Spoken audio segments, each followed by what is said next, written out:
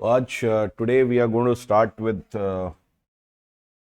Origin of the atmosphere. हम लोग आज बात करेंगे ओरिजिन ऑफ द एटमॉस्फेयर के बारे में। और हम लोग ने ओरिजिन ऑफ द एटमॉस्फेयर से पहले क्या बात कर ली थी? हम लोग ने गैलेक्टिकल मोशन वाली बात कर ली थी हम लोग ने, ठीक है ना। गैलेक्टिकल मोशन से कैसे अक्वायर करा था अर्थ ने एयर को, गैसेस को, तो वो हम लोग ने देखा था। लेकिन हम लोग ने ये भी देखा कि साइंटिस्ट ने बिलीव करा है कि उसका कॉन्ट्रीब्यूशन जो है इट इज ओनली 1%। ठीक है, कितना है? ओनली 1%। तो यहां पर हम लोग जो अभी बात करने वाले हैं वो क्या बात करने वाले हैं? सेकेंड थ्योरी के बारे में बात करने वाले, जिसको हम लोग बोलते हैं टेक्टो वोल्केनिक थ्योरी। ठीक है, टेक्टो वोल्केनिक थ्योरी, या इसे कई लोग बोलते हैं hot origin of earth theory. ठीक है, hot origin of earth theory. तो हम लोग दो दो किस्म की थ्योरी के बारे में, या मतलब एक किस्म की थ्योरी के बारे में बात करने वाले हैं। एक पहली बात कर चुके हैं और अब बात करने वाले हैं हम लोग hot origin of earth theory या टेक्टो वोल्केनिक थ्योरी के बारे में बात करने वाले। ठीक है, अब इसमें मैं पहले समझा दे रहा हूँ सारी चीजें, फिर मैं एक एक करके आपको डिक्टेट कर दूंगा। ठीक है, पहले मैं डायग्राम के माध्यम से आपको सारी चीजें समझा दे रहा हूँ, एंड उसके बाद हम लोग क्या करेंगे, उसके बाद हम लोग सारी चीजें लिख लेंगे। ठीक है, तो देखो यहां पर सबसे पहले समझो, लेट्स अंडरस्टैंड लाइक दिस।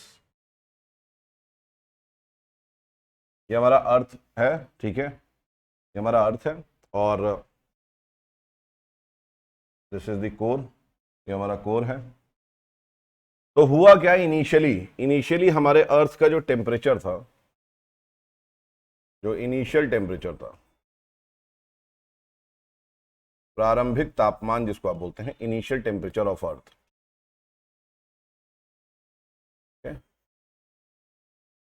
जो प्रारंभिक ताप था इसका, पृथ्वी का,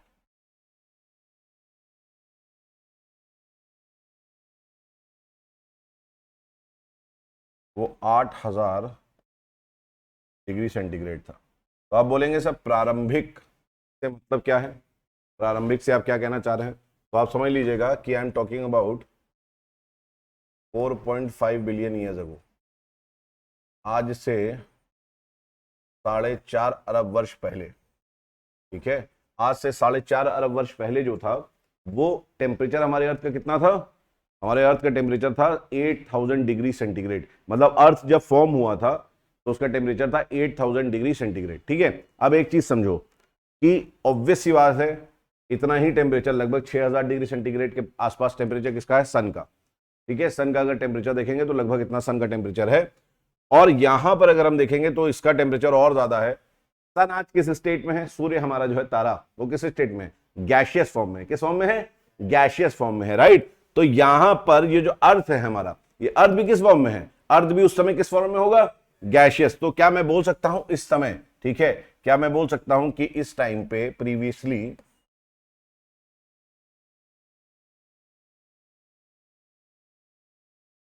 प्रीवियसली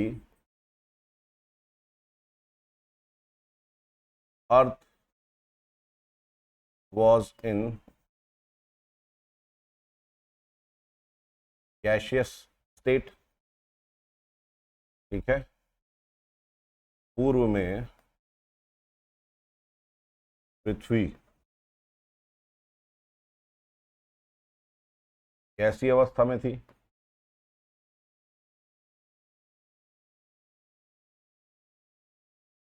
ठीक है, पहले अर्थ कैसा था? गैशियस स्टेट में था।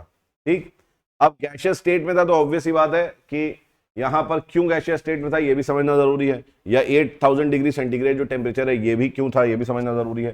तो एक चीज याद रखना कि हमारे कोर में इस टाइम पे यहां पर इंटरमॉलिक्यूलर रिएक्शंस हो रहे थे। ठीक है, इंटरमॉलिक्यूलर रिएक्शन मतलब कि यहां पर न्यूक्लियर फ्यूजन और फिजन हो रहा था। कहने का मतलब है मेरा, न्यूक्लियर फ्यूजन एंड फिजन हो रहा था। ठीक है, अगर हिंदी में बोलेंगे तो नाभिकीय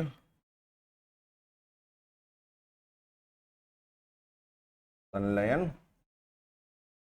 एवं विखंडन, ठीक है। और मैंटल में भी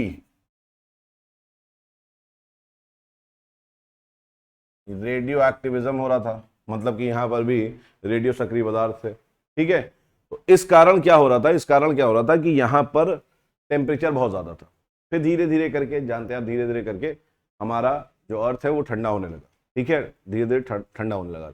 अब एक चीज समझिएगा, जब भी कोई चीज ठंडी होती है, ठीक है, तो सबसे पहले ठंडी कहां से हुई होगी? ऊपरी भाग में सबसे पहले ठंडी हुई होगी।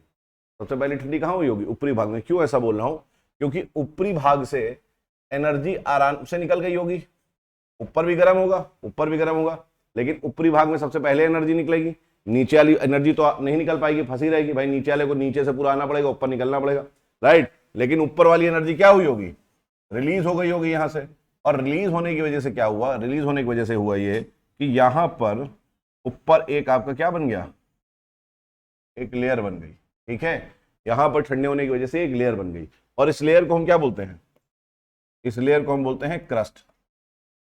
क्या बोलते हैं? इस लेयर को हम क्रस्ट बोलते हैं, ठीक है, इसको क्रस्ट बोलते हैं। लेकिन एक चीज समझिएगा कि ये जो क्रस्ट आप देख रहे हैं, जो क्रस्ट बना है, ये क्रस्ट बना 3.5 बिलियन ईयर्स अगो, मतलब आज से 3.5 अरब वर्ष पहले बना है। समझ में आ रही बात आपके? इसका मतलब यह है कि क्रस्ट को बनने में कितना टाइम लग गया? 1 अरब वर्ष लग गया। पृथ्वी के निर्माण के 1 अरब वर्ष बाद हमारा क्या बना है? क्रस्ट बना है। क्लियर है बात? इतनी समझ में आ रही है? ठीक है। अब देखो, यहां तक तो कहानी समझ में आ गई हमको। इसके बाद समझिएगा कि क्रस्ट अब बन चुकी है, क्रस्ट बन चुकी है, लेकिन एनर्जी इसके नीचे तो अभी भी है। इसके नीचे अभी भी रेडियो एक्टिव एनर्जी है, ठीक है। इसके नीचे ठंडी हुई है पृथ्वी, लेकिन इतनी ठंडी नहीं हुई है कि वो सॉलिड स्टेट में रहे पूरी। और यहां पे क्या है? इसके नीचे हमारा मैग्मा ऊपर आने की कोशिश कर रहा है, ठीक है। मैग्मा जो है वो हर तरफ से क्या हो रहा है? निकलने की कोशिश कर रहा है। अब हुआ क्या यार? देखो, बहुत सारी एनर्जी यहां पर ट्रैप है। यहां पे क्या है? बहुत सारी एनर्जी ट्रैप है, निकल ही नहीं पा रही। ये निकलने की कोशिश कर रही है, ये निकलने की कोशिश कर रही है। ये सारी एनर्जी क्या है? ट्रैप है। लेकिन ऑब्वियस सी बात है, इतनी सारी एनर्जी जो है, इसको एक it must find a gateway. इसको एक कम से कम कोई गेटवे तो मिलना चाहिए जहां से ये निकल पाए, जहां से निकल पाए। तो निकलने की कोशिश करेगी। लेकिन हमारी पृथ्वी के ऊपर क्या है? हमारी पृथ्वी के ऊपर हमने बताया क्रस्ट बना हुआ है। लेकिन सबसे बड़ी बात यह है कि जो एक क्रस्ट है ना, ये बहुत ही पतली सी लिड की तरह है। जो एक ढक्कन होता है ना, ढक्कन, उसकी तरह है। मतलब इसको कोई भी थोड़ा सा प्रेशर लगे तो क्या होगा? ये हट जाएगा। थोड़ा सा कुछ भी प्रेशर लगेगा तो हट जाएगा, ठीक है। लेकिन अब हुआ क्या? यहां पर देखो हुआ क्या। ये हमारा जो क्रस्ट है और ये जो मैग्मा है, एनर्जी तो है भाई यहां पर। अभी भी एनर्जी कितनी थी? 6000 डिग्री सेंटीग्रेड, ठीक है। तो मैग्मा तो फॉर्म था ही यहां पर। अब मैग्मा में क्या क्या है? मेटल्स हैं, नॉन मेटल्स हैं, ठीक है, अलग अलग पदार्थ हैं, एलिमेंट्स हैं। अब ये ऊपर आने की कोशिश कर रहे हैं। जब ये ऊपर आने की कोशिश कर रहे हैं तो ऑब्वियस सी बात है, ये वाली जो चट्टान है ना, पहले रोकने की कोशिश करेगी, पहले रोकने की कोशिश करेगी, और थोड़ा सा ये फूल जाती है। थोड़ा सा क्या होती है? फूलती है। जैसे बलून फूलता है ना, बलून, वैसे ही थोड़ा फूल जाती है। तो यहां पर क्या होता है? इसमें थोड़ा सा हल्का सा, बहुत हल्का सा, जो हम लोग रिप्रेजेंट भी नहीं कर सकते एक्चुअली बोर्ड पे, इतना फूलती है ये हल्का सा। और इसको हम बोलते हैं क्या? इसको हम बोलते हैं बलूनिंग इफेक्ट, ठीक है। इसको हम बोलते हैं बलूनिंग इफेक्ट। तो यहां पर पहले बलूनिंग इफेक्ट होता है। अब भाई ये बलून तो है नहीं, रबड़ का तो बना हुआ नहीं है कि फैलता चला जाएगा। एक लिमिट तक ये फैलेगा, एक लिमिट तक फैलेगा, बलून की तरह फूलेगा, ठीक है। लेकिन उसके बाद क्या होगा? उसके बाद ये फूलने के पश्चात, ये जो फूल रहा है, इसके पश्चात ये टूट जाएगा। अगर ज्यादा इसमें प्रेशर पड़ेगा तो क्या होगा? ये टूट जाएगा। और इस समय आपको मैं बता दूं, लगभग 3.5 बिलियन ईयर्स से लेके 3.1 बिलियन ईयर्स अगो, ठीक है, ये वाला जो काल है, ये वाला जो काल है, इसमें बहुत ज्यादा विस्फोट हुआ। हमारा क्रस्ट जो है, इट गॉट ब्लास्टेड अवे। ठीक है, ये बहुत जगह से क्या हुआ, फटा, ये बहुत जगह से फटा। तो बहुत सारे यहां पर क्या बन गए, वॉल्केनोज बन गए। क्या बन गए, वॉल्केनोज बन गए बहुत सारे। हमारे अर्थ पे बहुत सारे वॉल्केनोज बन गए, राइट। कहीं कहीं पे वॉल्केनोज बने, कहीं कहीं पे वॉल्केनोज बने जब वो फटा, राइट, कहीं कहीं पे वॉल्केनोज बने। और कहीं कहीं पे क्या हुआ कि कहीं कहीं पे ये जो था आपका प्लेट, ये एक्चुअली इसमें दरार बन गई। इसमें क्या बन गई, दरार। और ये एक दूसरे से थोड़ा सा खिसक भी गए, दूर भी चले गए, है ना। और यहां से भी लावा निकल गया, यहां से भी क्या हुआ, लावा निकला आपका। तो ये खिसके भी, मतलब यहाँ क्रैक्स भी डेवलप हुए, ठीक है। और क्रैक्स की वजह से फिजर इरप्शन भी हुआ, राइट। तो कहीं कहीं पे तो दग गए, कहीं कहीं पे क्रैक्स डेवलप हो गए और फैल गए और वहां से लावा निकला, राइट। अब जहां जहां पे ये आपका लावा निकला होगा, ठीक है, लावा निकला होगा कई जगह पे, ठीक। अब जहां जहां पे याद रखिएगा कि मेटालिफरस आपका मैग्मा इकट्ठा हो गया, लावा इकट्ठा हुआ, ठीक है। जहां जहां पे मेटालिफरस मैग्मा एज लावा डिपॉजिट हो गया,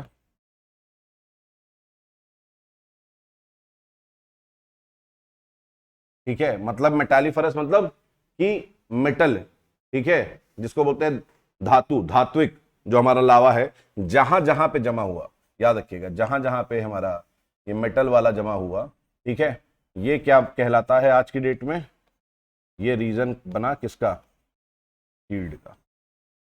ये रीजन किसका बना, शील्ड का बना, ठीक है। तो अगर कोई आपसे पूछे शील्ड कैसे बने, जैसे आप जानते हैं ब्राजीलियन शील्ड सुना होगा आप लोगों ने इतना तो, ठीक है। कनेडियन शील्ड जो लॉरेशियन शील्ड है, साइबेरियन शील्ड है, ठीक है, आपका पेनिनसुलर शील्ड है, ये सब क्या है, ये सारे शील्ड हैं, राइट। तो शुरुआत में जब शील्ड बना है तो शील्ड कैसे बना है, शील्ड इस तरीके से बना, जब ये फटा तो शील्ड आपका पर्टिकुलरली जो ये निकला यहां पर मेटल, उससे शील्ड बना है, ठीक है। हाँ बताइए क्या पूछा। हाँ, हाँ, कहाँ पे, हाँ, हाँ, अरे गैस है, गैस ठंडी होगी तो क्या बनेगी, लिक्विड की सॉलिड, पहले लिक्विड बनेगी फिर सॉलिड बनेगी। तो क्या थी, गैस या फॉर्म में था 8000 डिग्री सेंटीग्रेड में, जब टेम्परेचर कम हुआ 6000 डिग्री सेंटीग्रेड में तो क्या हुआ। अच्छा दूसरी चीज, अच्छा तुम्हारे और कंफ्यूजन दूर कर देते हैं, क्या है ये चीज समझो कि बहुत सारे ऐसे हमारे एलिमेंट्स हैं। आप एक एग्जाम्पल के तौर पे एक चीज समझिए, ठीक है, आपका क्वेश्चन जो है, जैसे आप ऐसा समझिए कि सपोज हाइड्रोजन है, ठीक है, मैग्नीशियम है, एल्यूमिनियम है, सिलिका है, आयरन है, ठीक है। अब मुझे बताओ कि अगर मैं एक टेम्परेचर यहां पर रखूं, मान लीजिए आप, मैं टेम्परेचर रखता हूं 200 डिग्री सेंटीग्रेड, 200 डिग्री सेंटीग्रेड में टेम्परेचर कर देता हूं, कितना कर देता हूं, 200 डिग्री सेंटीग्रेड में कर देता हूं। तो आप मुझे बताइए 200 डिग्री सेंटीग्रेड में क्या आयरन पिघली अवस्था में जाएगा, मेल्ट होगा, नहीं होगा, सॉलिड रहेगा, राइट। क्या हाइड्रोजन मेल्ट हो जाएगा, मेल्ट छोड़िए, ये गैशियस स्टेट में आ जाएगा, किस स्टेट में आ जाएगा, गैशियस स्टेट में। तो हमारे अर्थ में क्या है, हमारे अर्थ में बहुत सारे पदार्थ है, ठीक है। तो कुछ इस टेम्परेचर पे 6000 डिग्री सेंटीग्रेड, जैसे आयरन वायरन है, ठीक है, वो अभी भी क्या थे, सॉलिड थे, पहले गैशियस स्टेट में या लिक्विड स्टेट में थे, वो उसके बाद धीरे धीरे 600 डिग्री सेंटीग्रेड पे यहां इकट्ठा हो गए और यहां सॉलिड बन गए थे, ठीक है। कोर में हम लोग समझेंगे वो बाद में, मैग्मा डिफरेंशिएशन जो मैं पढ़ाऊंगा तब मैं आपको बताऊंगा, ठीक है, कि कैसे वो कोर बन गए थे। इनफैक्ट हम लोगों ने करा भी है ये, नहीं अभी नहीं करा है कोर वाला, कोर वाला बताएंगे। तो यहां पर क्या बन गया, आयरन बन गया, ठीक है, सॉलिड में। बाकी क्या है, कुछ लिक्विड में तब्दील हो गए, ठीक है। जो इंप्योरिटीज के साथ है आयरन की, वो भी लिक्विड में तब्दील हो गए और वो आपका बहने लगे, ठीक है। क्या क्वेश्चन है आपका, यही क्वेश्चन था, यही क्वेश्चन था ना, सॉल्व हो गया, यही समझ रहे थे कि कैसे बने होंगे, ठीक है। तो भाई टेम्परेचर 8000 डिग्री सेंटीग्रेड था, 8000 डिग्री सेंटीग्रेड के बाद क्या हुआ, टेम्परेचर कम हुआ, और ये 6000 डिग्री सेंटीग्रेड कहां पर है, कोर में है, ऊपर वाले में और टेम्परेचर कम है ना, ऊपर वाले में और टेम्परेचर कम है, तभी तो क्रस्ट आपका फॉर्म हो पाया। राइट। लेकिन ये पपड़ी कहां बन पाई थी, ये क्रस्ट जो था ये सबसे टॉप वाली लेयर में बना हुआ था। ये बात समझ में आ रही है, ये सबसे टॉप वाली लेयर में है और कहीं पर नहीं है। और इसमें जब ब्लास्टिंग हुई तो जहां जहां पे आपके मेटल्स आपके जाके क्या हो गए, इकट्ठा हो गए लावा के फॉर्म में, वहां पे क्या बन गया, शील्ड बन गया। तो समझ में आया शील्ड कहां पर बन गया, शील्ड सबसे, और आज शील्ड क्या है, सबसे स्टेबल और सबसे आपका स्ट्रॉन्ग एरिया है। मतलब कि जो कभी भी, जिसमें कोई भी प्रॉब्लम नहीं होती। कभी आपने सुना कि शील्ड में वॉल्केनोज आपके निकल रहे हैं, नहीं, अभी नहीं, रिसेंटली नहीं, पास्ट में कुछ एक्टिविटीज हुई है, that is a different thing. लेकिन शील्ड बने कैसे, सब शील्ड बने सब ऐसे ही, जो पहली बार आपका ब्लास्टिंग हो इससे बनी। ठीक है, अब हम लोग यहां तक तो बात समझ में आपके आ गई है, अभी मैं सब लिखवाऊंगा आपको। अब यहां पर बात समझ में आई तो ये भी एक चीज समझ में आ जानी चाहिए आपको कि जब ये ब्लास्टिंग हुई होगी तो आप सब जानते हैं कि वॉल्केनो इरप्ट जब होता है, उस समय का तो एग्जैक्ट नहीं कह सकते, लेकिन तब भी अगर हम इस कॉन्सेप्ट को माने कि present is key to the past, principle of uniformity, principle of, लिख दे रहा हूं मैं, अगर मैं आज भी मानूं प्रिंसिपल ऑफ यूनिफॉर्म,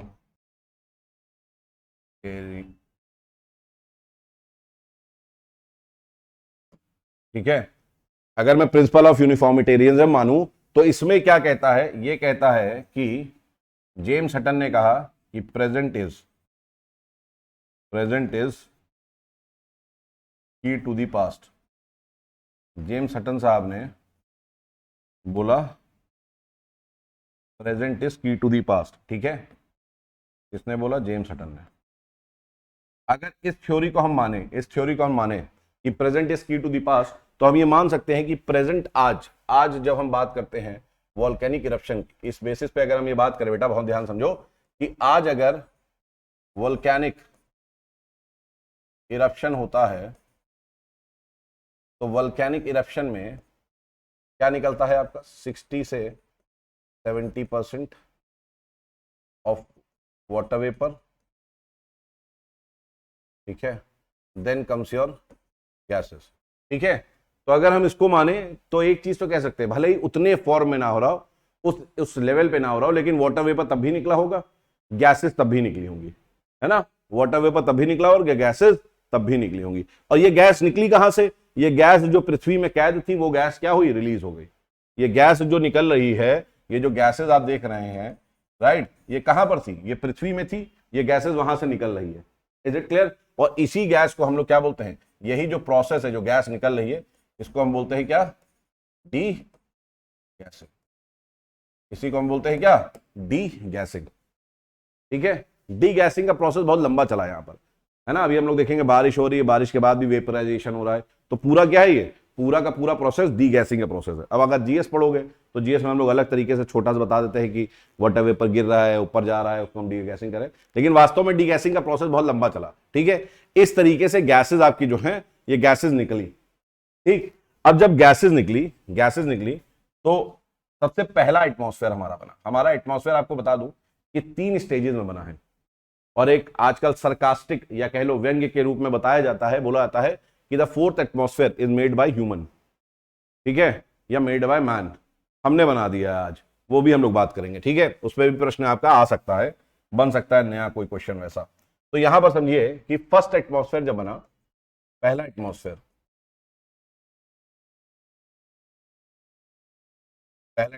तो पहले एटमॉस्फेयर में कौन सी गैसेस रिलीज होंगी, जो हल्की होंगी। ठीक है, और हल्की गैसेस कौन सी सबसे हैं, आप जानते हैं कौन सी सबसे हल्की गैसेस है, तो आप बोलेंगे हाइड्रोजन, है ना। हाइड्रोजन के बाद कुछ आपका हीलियम भी रिलीज हुई, some amount of, not very but some amount of carbon dioxide. ठीक है, and initially very less amount of water vapour.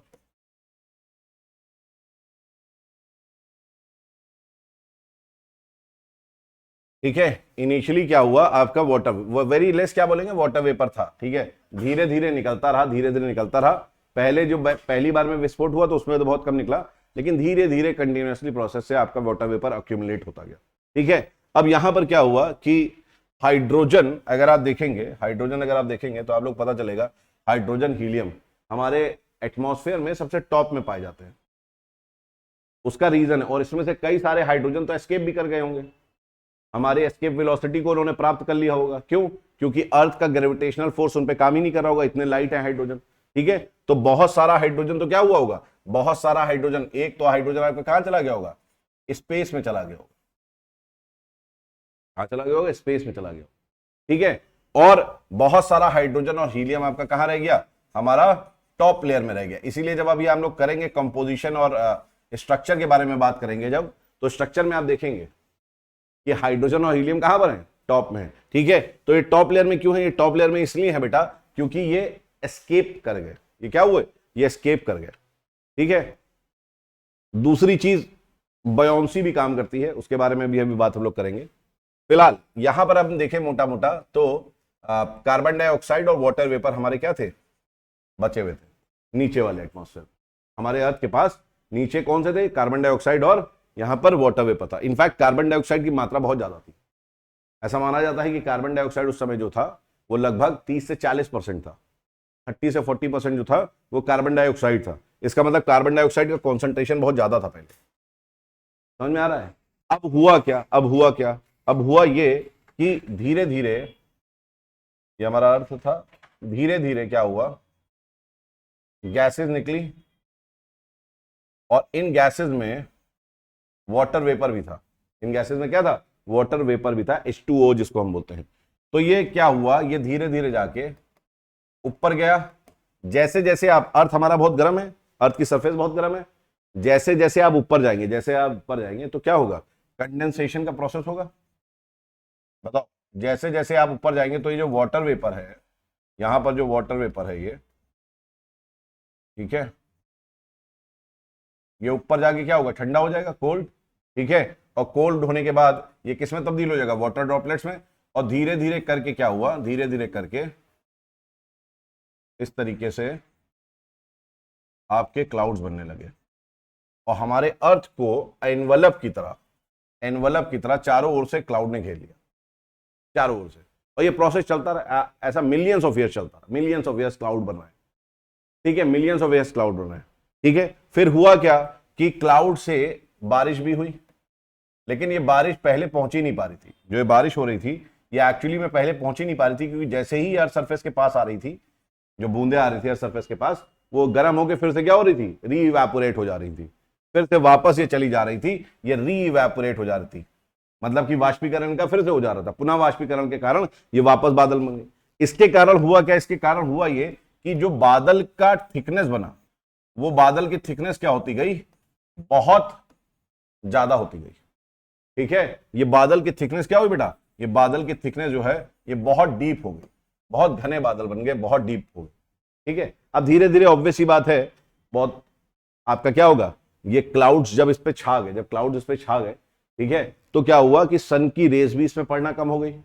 Insolation जो आता है, जो सूर्य की किरणें आती हैं, ठीक है, वो उतनी नहीं आ पा रही थी पृथ्वी पर, जिसके वजह से पृथ्वी क्या हुई, पृथ्वी की सतह ठंडे होने लगी, जिसकी वजह से क्या हुआ, अर्थ की जो सरफेस है वो ठंडी होने लगी। अब जब अर्थ की सरफेस ठंडी होने लगी तो क्या होगा, एक टाइम ऐसा आएगा कि अर्थ की सरफेस इतनी ठंडी हो गई कि अब बारिश की बूंदें क्या हुई, बारिश की बूंदें यहां पे पड़ने लगी, मतलब बारिश होने लगी। ठीक है, लेकिन आप जानते हैं कि हमारे अर्थ में बहुत सारे क्रेटर्स बन चुके थे तब तक की, बहुत सारे क्या बन चुके थे, क्रेटर्स, ज्वालामुखी वाले क्रेटर्स बन चुके थे, बड़े बड़े विस्फोट के कारण बहुत विस्फोट हुआ था, तो गहरे डीप क्रेटर्स बन गए थे, बने थे कि नहीं बने थे, बहुत डीप क्रेटर्स बन गए थे। और ये जो डीप डिप्रेशंस थे, ये क्या हुए, ये पूरा पानी से भरने लगे। ये क्या हुआ, पूरा पानी से भरने लगे। इनफैक्ट क्रेटर्स ही नहीं, हमारी पूरी अर्थ जो है ना, हमारी पूरी अर्थ, मैं यहां पर दिखा, हमारा पूरा अर्थ जो था इस प्रकार से,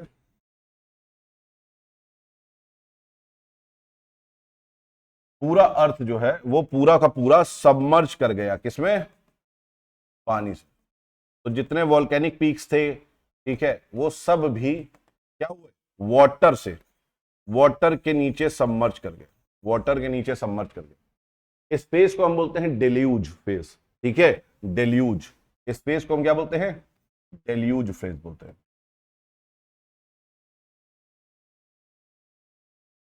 इस फेज को बोलते हैं डेल्यूज फेज, हिंदी में भी ऐसे ही लिखना, डेल्यूज फेज। ठीक है, तो यहां पर क्या हुआ, डेल्यूज फेज क्या होता है? डेल्यूज मतलब होता है कि everything submerged under water. Deluge का इंग्लिश में मीनिंग क्या होता है? कि लैंड सबमर्ज्ड अंडर वाटर। अब it can be due to flood also, ऐसा ही नहीं कि यहां पर इसकी वजह से हुआ है, फ्लड की वजह से भी जो डूब जाता है भाग पृथ्वी का, उसको हम बोलते हैं क्या? Deluge part. ठीक है, तो डेल्यूज क्या हुआ? ये डेल्यूजन का फेज आ गया, डेल्यूज हो गया पूरा। ठीक है, डेल्यूज हो गया ये, तो पूरा क्या हुआ? पानी से ये घिर गया। अब जब ये पानी से घिरा ना, तो ये पानी जो है इसने सेकेंड एटमॉस्फेयर को जन्म दिया। इसने बेसिकली क्या करा? सेकेंड एटमॉस्फेयर को जन्म दिया। इसने जो है सेकेंड एटमॉस्फेयर को जन्म दिया। अब आप बोलेंगे कैसे दिया? सेकेंड एटमॉस्फेयर को बेटा ऐसे जन्म दिया कि आपकी अर्थ है, ठीक है,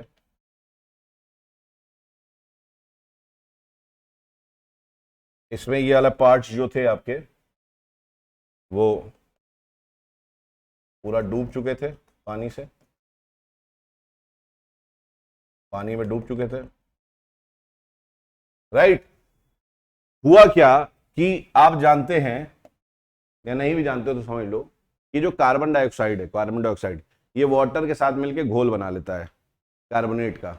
ठीक है, ये घोल बना लेता है, और ये घोल बन के क्या हुआ? ये जो कार्बन डाइऑक्साइड था ये डिसॉल्व हो गया, और ये कार्बन डाइऑक्साइड क्या हुआ? यहां पर कार्बन डाइऑक्साइड नीचे आ गया। कार्बन डाइऑक्साइड क्या हुआ? नीचे आ गया। ठीक है, और यहां पर आपको एक चीज बता दूं मैं कि सेकेंड स्टेज, फर्स्ट स्टेज समझ लो कि एक यहां पर फिलर गैस भी था, यहां पर एक फिलर गैस थी। ठीक है, इसमें एक फिलर गैस थी जिसको हम बोलते हैं नाइट्रोजन। ठीक है, एक फिलर गैस थी नाइट्रोजन। तो हुआ क्या कि सभी गैसेस डिसॉल्व होकर नीचे आ गई, और कुछ ही पार्ट कार्बन डाइऑक्साइड के एटमॉस्फेयर में बचा। बाकी एटमॉस्फेयर पे अब जो बचा वो क्या था? वो केवल और केवल नाइट्रोजन गैस थी, which was a filler gas. Filler मतलब भराव वाला, इसका कुछ रोल नहीं था, इसमें कोई भी क्लाइमेटिक एटमॉस्फेरिक एक्टिविटी में कोई रोल नहीं था इसका। ये भरी रही, ठीक है, ये वहां पर रही, इसका रिएक्शन नहीं होता है। ठीक है, रिएक्शन मतलब नहीं हुआ वाटर के साथ, और ये नीचे नहीं आई। कुछ अमाउंट ऑब्वियस बात है, कुछ रिएक्शन हुआ वो आई, लेकिन ज्यादातर पार्ट कहां रहा? यहीं पर। लेकिन एक चीज समझना, अभी तक oxygen is not there in the atmosphere, और हमारा थर्ड एटमॉस्फेयर अभी तक जो है वो बना नहीं है। टर्शरी एटमॉस्फेयर भी जिसको आप कह सकते हैं, वही आज का हमारा एटमॉस्फेयर है, जहां पर हम लोग प्रेजेंट एटमॉस्फेयर जो है वो टर्शरी एटमॉस्फेयर है। लेकिन अभी तक यहां पर ऑक्सीजन थी नहीं, तो ऑक्सीजन कैसे आई? थर्ड एटमॉस्फेयर हमारा कैसे बना? तो यहां पर आपको बता दूं कि जब ये कार्बन डाइऑक्साइड नीचे आया, ऐसे ही बहुत सारे आपके क्या है, बहुत सारे एलिमेंट्स नीचे आए। जब ये बहुत सारे एलिमेंट्स नीचे आए तो यहां पर टेम्परेचर बदल ही रहा था। टेम्परेचर कंटिन्यूअसली क्या हो रहा था? अर्थ का ठंडा हो रहा था। आज वो कंडीशन नहीं है, उस समय हुआ करती थी। आज हमारा अर्थ बहुत स्टेबल है, आज हमारा एटमॉस्फेयर बहुत स्टेबल है कंपैरेटिवली उस टाइम के हिसाब से। समझ में आ रही बात आपके? तो यहां पर क्या हुआ बेटा? यहां पर ये चीज याद रखिएगा कि यहां पर बहुत सारे रिएक्शंस होने लगे, बहुत सारे क्या हुए? रिएक्शंस होने लगे।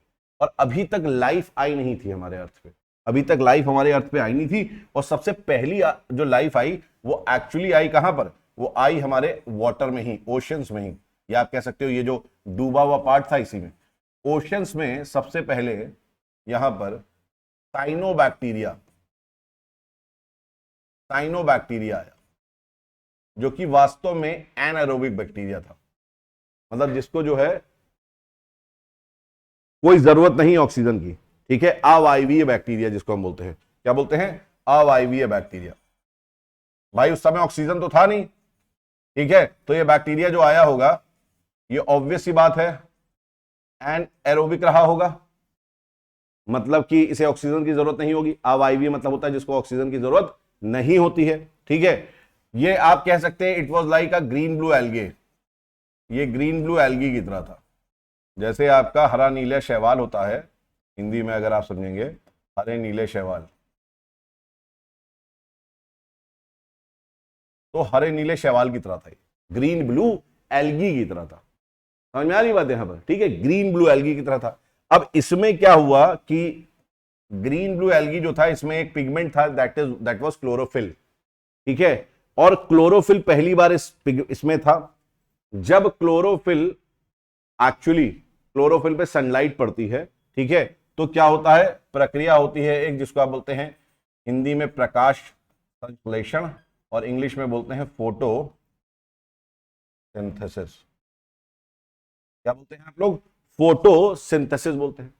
क्या ये बात समझ में आ रही है? तो यहां पर क्या हुआ, यहां पर हुआ फोटोसिंथेसिस।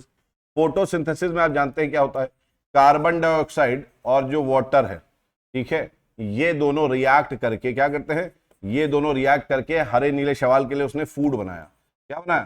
फूड बनाया। और पहली बार ऑक्सीजन O2 के फॉर्म में, इससे पहले थी ऑक्सीजन लेकिन O18 के फॉर्म में थी, या बहुत थोड़ा बहुत ट्रेसेस O के मिल जा रहे थे सिंगल एटम के। O2 मॉलिक्यूलर फॉर्म में नहीं थी, ठीक है। एटमॉस्फेयर पे मॉलिक्यूलर फॉर्म में जो आई है ये O2, ठीक है, ये O2 जो आई है, इसकी दो थ्योरी हैं। इसमें सबसे इंपॉर्टेंट थ्योरी हमारी कौन सी है? फोटोसिंथेसिस की थ्योरी है। फोटोसिंथेसिस की वजह से ये जो मॉलिक्यूलर O2 है हमारा, ठीक है, ये हमारा क्या हुआ, एटमॉस्फेयर पे आया। ठीक है। अब ऑब्वियस सी बात है, जैसे ही ऑक्सीजन आया, बहुत भारी मात्रा में तो पहले आया नहीं होगा, छोटी मात्रा में आया होगा, है ना। फिर धीरे धीरे क्या हुए होंगे, धीरे धीरे साइनोबैक्टीरिया ने ऑक्सीजन रिलीज करा, तो हमारे ओशन में ही फाइटोप्लैंक्टन्स बने होंगे, जिनको आप बोलते हैं पादप प्लवक। क्या बोलते हो? पादप प्लवक बोलते हो। तो पादप प्लवक बने होंगे। पादप प्लवक भी क्या करते हैं, फोटोसिंथेसिस करते हैं अपना फूड बनाने के लिए। उन्होंने ऑक्सीजन रिलीज करा होगा, उससे क्या बने होंगे, एल्गी बने होंगे, और है ना, एल्गी ने फिर फोटोसिंथेसिस करा होगा। तो एल्गी के फोटोसिंथेसिस से सी बॉर्डर पे, है ना, थोड़े आपके क्या हो गए होंगे, ओशियन, जिन प्लांट्स जिनको हम बोलते हैं, या मरीन प्लांट्स जिनको बोलते हैं, वो बने होंगे। उन्होंने फिर ऑक्सीजन रिलीज करा होगा। फिर ऑक्सीजन और हमारा आया, ऑक्सीजन जब और आया तो धीरे धीरे क्या हुए, पेड़ बनना चालू हुए, ऑक्सीजन पे जीवित रहने वाले बैक्टीरिया आए, पेड़ आए। फिर धीरे धीरे करते करते जंगल बनते चले गए, और हमारा ऑक्सीजन की लेवल क्या हुआ, ऑक्सीजन का लेवल बढ़ता चला गया। आज स्टेबल है, आज स्टेबल है, ठीक है। लेकिन एक समय ऐसा था कि वो बढ़ता जा रहा था। तो continuously lakhs of years, millions of years में ये क्या हुआ, ऑक्सीजन का लेवल हमारा बढ़ा धीरे धीरे, ठीक है। और तब जाके हमारा जो है थर्ड स्टेज, आप जिसको बोलते हैं, ये थर्ड स्टेज, थर्ड एटमॉस्फेयर बोल लो, तीसरा वायुमंडल बोल लो, या टर्शरी बोल लो, टर्शरी एटमॉस्फेयर, या इसको बोल लो present day atmosphere, present day atmosphere, वर्तमान का वायुमंडल, है ना, वर्तमान का वायुमंडल, ठीक है। ये जाके बना, और तब जाके हमारा क्या हुआ, तब जाके हमारे एटमॉस्फेयर में नाइट्रोजन आया, ऑक्सीजन आया, ठीक है। इसके साथ साथ बहुत सारे और थे, कार्बन डाइऑक्साइड आए, एक्सेट्रा एक्सेट्रा एक्सेट्रा। इस तरीके से हमारा आज का क्या बना है, आज का हमारा जिसको बोल सकते हैं प्रेजेंट डे एटमॉस्फेयर, वो बना, ठीक है।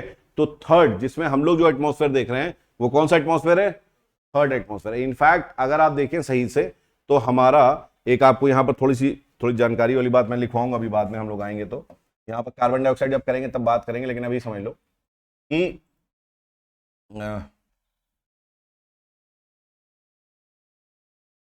कार्बन डाइऑक्साइड की मात्रा बहुत कम है, बहुत कम है हमारे एटमॉस्फेयर में अगर देखा जाए, ठीक है।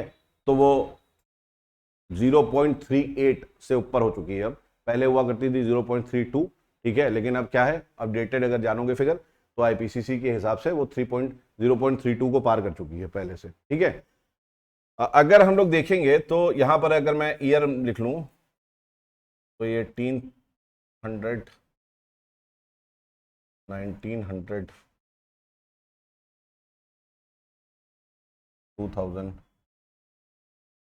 मान लो तुम 21, इधर मान लो 280 ppm। ppm मतलब क्या होता है, पार्ट्स पर मिलियन। अब ये इतने कम होते हैं ना कि इनको परसेंटेज से अच्छा क्या है, हम 10 लाख में कितने पार्ट्स है उस पर देख लें।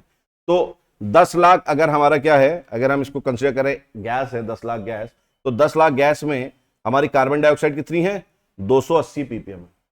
या कह लो हमारे एयर में gas is what, mixture of gas, air is mixture of gases. तो एयर में अगर हम कहें तो हमारे कितना पीपीएम है, 280 पीपीएम था। ये 280 पीपीएम था बेटा, pre industrialization, pre industrialization era में।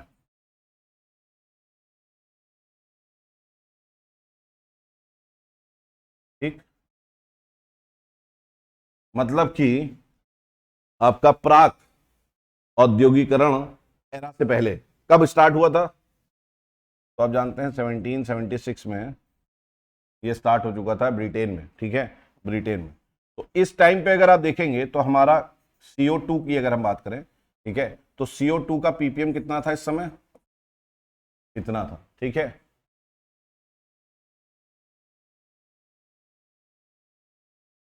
slowly and gradually it is above, now in 2021 it is above 400 ppm।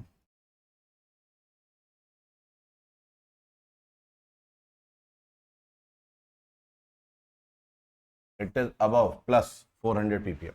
ठीक है, तो हमारा एटमॉस्फेयर क्या हुआ? बहुत चेंज हो गया, हमारा एटमॉस्फेयर बहुत चेंज हो गया। हमारे एटमॉस्फेयर में हम लोग देखेंगे कि पहले उतने ज्यादा एरोसॉल नहीं होते थे, धूल कण, जितने अब हो गए हैं। पहले पल्यूटेंट्स नहीं होते थे, अब पल्यूटेंट्स हो गए हैं। कार्बन डाइऑक्साइड की मात्रा बढ़ गई है। तो एक्चुअली ऐसा मान लिया जाता है कि जो ये एटमॉस्फेयर है, ये थर्ड एटमॉस्फेयर नहीं, this is the fourth atmosphere. व्यंग्य के रूप में कहा जाता है this is the fourth atmosphere, but it is not made naturally unlike previous एटमॉस्फेयर्स, but this is made by humans. It is man made atmosphere. ठीक है, मानव जनित वायुमंडल जिसको हम बोलते हैं, ये चौथा वायुमंडल है। तो ऐसा प्रश्न आ सकता है व्यंग्यात्मक। ठीक है, आप याद रखिएगा कि आईएएस में ऐसे प्रश्न आते रहते हैं, या आप इस स्टेटमेंट को अपने आंसर में लिख सकते हैं। ठीक है, जब आपका क्वेश्चन आता है सिंपल सा, जैसे आप पीसीएस में देते हैं, ओरिजिन ऑफ द एटमॉस्फेयर पे क्वेश्चन नहीं आया है, आईएएस में आ सकता है, इसलिए इंपॉर्टेंट है, इसीलिए मैंने इतना डिटेल में आपको बताया, और उसके नोट्स भी अभी आपको लिखवाऊंगा। पीसीएस में प्रश्न आता है composition of the atmosphere and structure of atmosphere, मतलब कि हमारे वायुमंडल की संरचना और संगठन को समझाइए। बहुत हिट क्वेश्चन है, पीसीएस में कई बार आया, आप प्रीवियस ईयर उठा के देखिएगा। लेकिन हम लोग लिखते क्या है, हम लोग वही सविंद्र सिंह वाला पूरा लिख देते हैं, पूरी कहानी, और हमें फिर मिलते हैं नंबर कम, और फिर हम बोलते हैं ज्योग्राफी हॉस्टल में हमें स्कोर नहीं आता। ठीक है, आपने अपना तरीका नहीं बदला है, समझा नहीं है। अगर आप स्टार्टिंग में आप अगर ये मेंशन करें एक चार्ट से, एक साइड में यहाँ पर कुछ लिख दे, यहाँ पर चार्ट बनाए और साइड में लिख दे कि वास्तव में हम जो आज वर्तमान में वायुमंडल देख रहे हैं, ये प्राकृतिक द्वारा बनाया गया तीसरा वायुमंडल नहीं है, ये चौथा वायुमंडल है। ठीक है, क्योंकि मनुष्य ने इसमें इतने बदलाव कर दिए हैं कि आज हमारा एटमॉस्फेयर, अब तुम सोचो, ये प्राकृतिक चीजें नहीं हो रही हैं, ये CO2 अपने आप नहीं बढ़ा है। ठीक है, पहले इसके देखोगे तुम तो CO2 कुछ ऐसा कम होता था बढ़ता था, कम होता था बढ़ता था, इसके पहले के अगर आप ग्राफ देखेंगे तो। लेकिन यहां से जो है वो बढ़ता चला जा रहा है। मतलब आदमी ने एटमॉस्फेयर के ऊपर कंट्रोल कर लिया है, आदमी ने प्रकृति के ऊपर कंट्रोल कर लिया है, मतलब ईश्वर की बनाई हुई चीजों पर कंट्रोल कर लिया है, एक तरीके से समझ लो।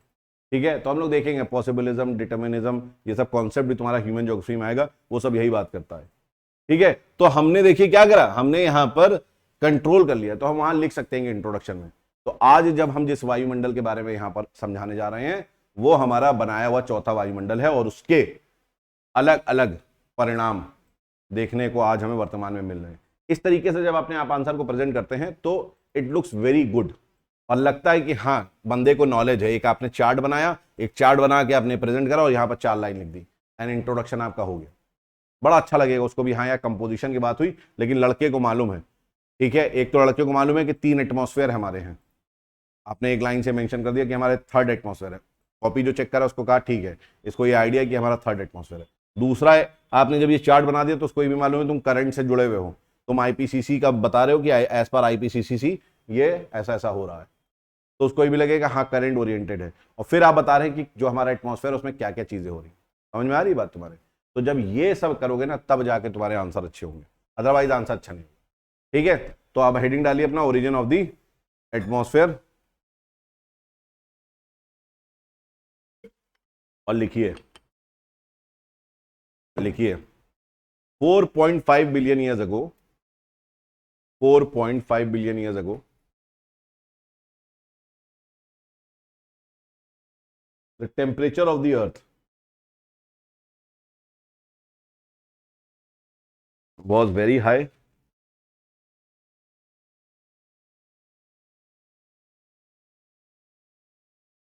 high and the earth was the earth was in gaseous state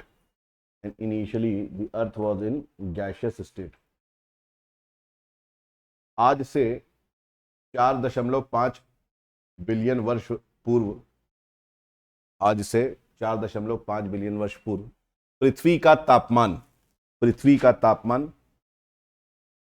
बहुत अधिक था और पृथ्वी गैसीय अवस्था में थी। ठीक है, इसके बाद लिखिए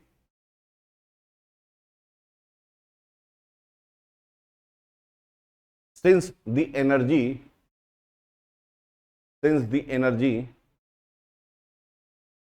was first released by the upper part of the atmosphere, by the upper part of the earth, since the energy was first released by the upper part of the earth, the upper part started to cool down,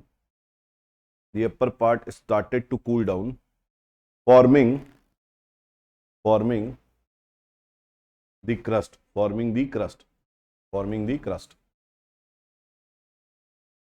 तो लिख लीजिए ऊर्जा सर्वप्रथम पृथ्वी के ऊपरी भाग से उत्सर्जित हुई,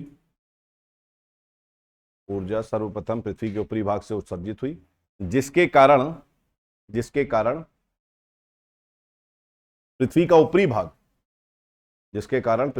भाग ठंडा हो गया और क्रस्ट का निर्माण हो गया, बट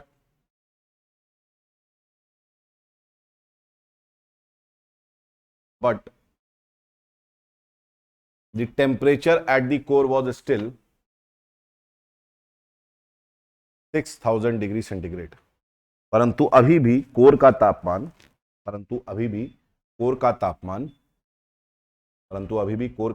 6000 डिग्री सेंटीग्रेड था। However, it should be noted that crust was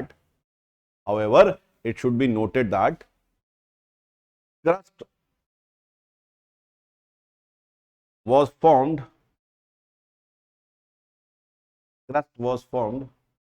3.5 billion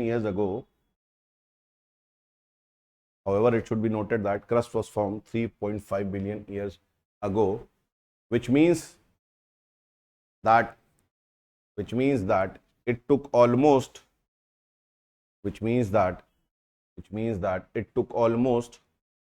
1 billion year for the formation of crust. यह ज्ञातव्य है कि क्रस्ट का निर्माण 3.5 बिलियन वर्ष पूर्व हुआ था, जिसका अर्थ यह है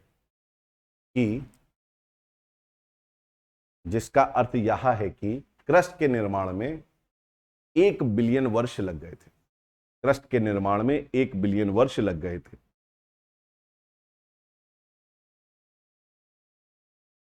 In the mantle and core,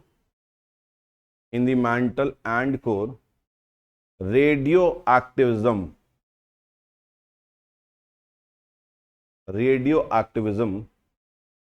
was taking place due to the decay of radioactive minerals,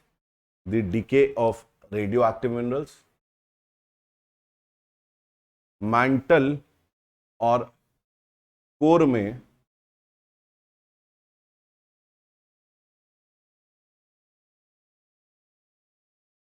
radio सक्रिय प्रक्रिया चल रही थी, जिसका कारण रेडियो सक्रिय पदार्थों का विघटन था। In this process nuclear fusion and nuclear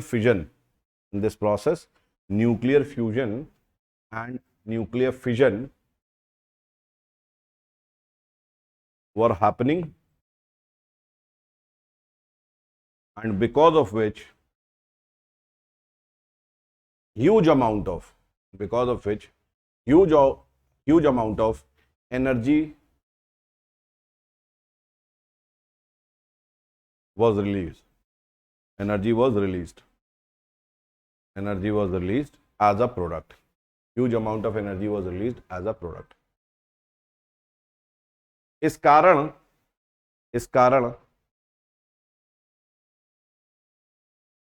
या ऐसे लिख लो इस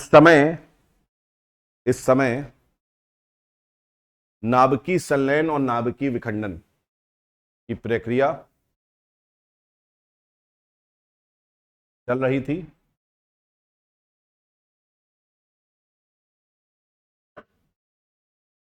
जिसके कारण उत्पाद के रूप में बहुत अधिक ऊर्जा उत्सर्जित हुई। Now there was so much energy released that it had to find a gateway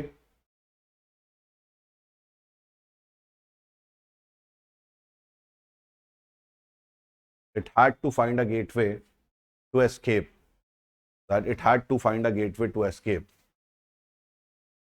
क्योंकि इतनी अधिक ऊर्जा उत्सर्जित हो गई थी कि उसे एक मार्ग ढूंढना था। We all know that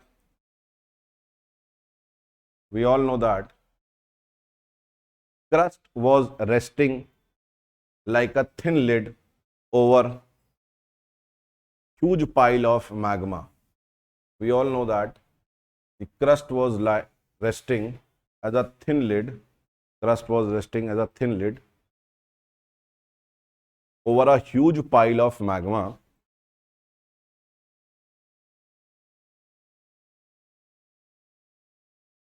That is energy. Magma मतलब energy. That is energy. Full stop. So around 3.5 billion years ago,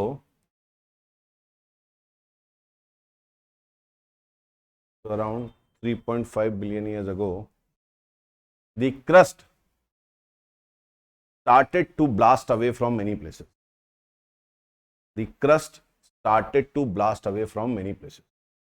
धातव्य है कि इस ऊर्जा के ऊपर क्रस्ट की एक पतली परत टिकी हुई थी। अतः आज से 3.5 बिलियन वर्ष पूर्व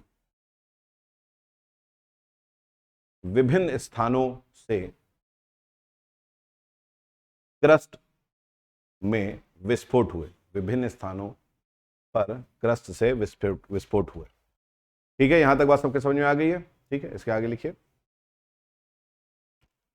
various volcanoes and craters were formed. various volcanoes and craters were formed, and even at many places cracks were developed, and even cracks were developed at many places. ऐसे करो, even cracks were developed at many places, even cracks were developed at many places,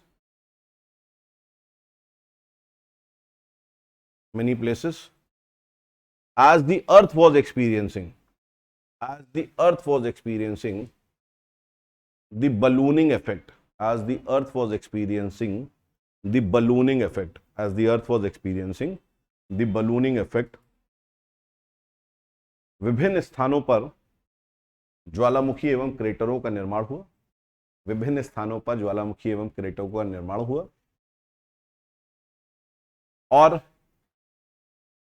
कई जगह तो दरारें भी विकसित हुई, क्योंकि पृथ्वी बलूनिंग, या कह सकते हो स्लैश करके फैलाव के प्रभाव को अनुभव कर रही थी, तो from these cracks and volcanoes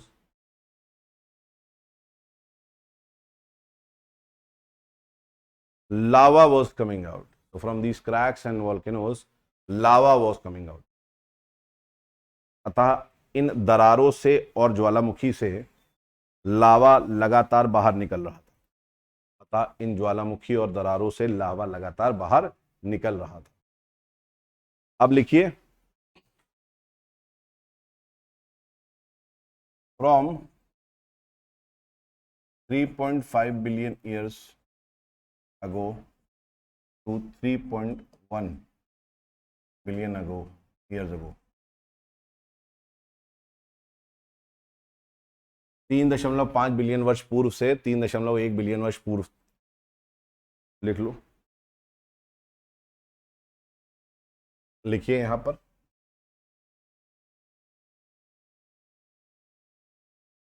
Chamberlain called this phase as tectovolcanic phase। Chamberlain ने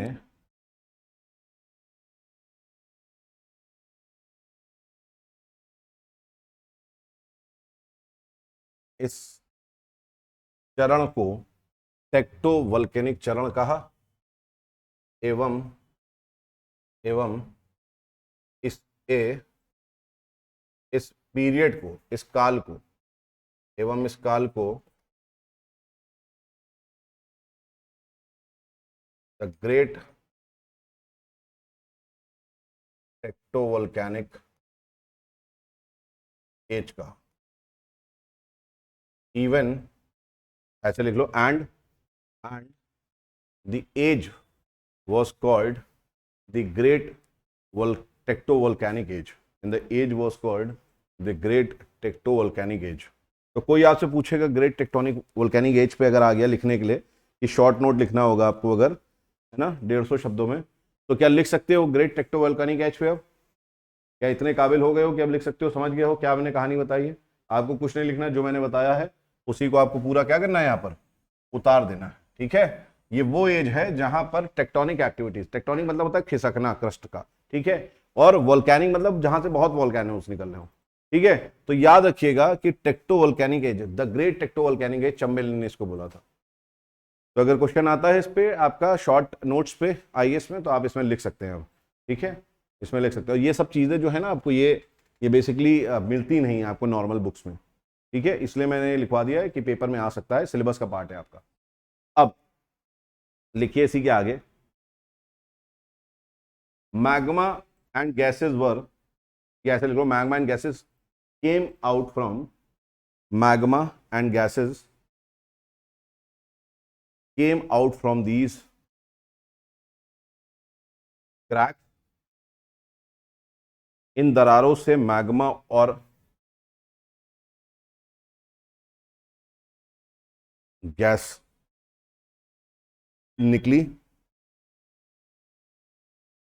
the metalliferous the metalliferous magma formed the shield.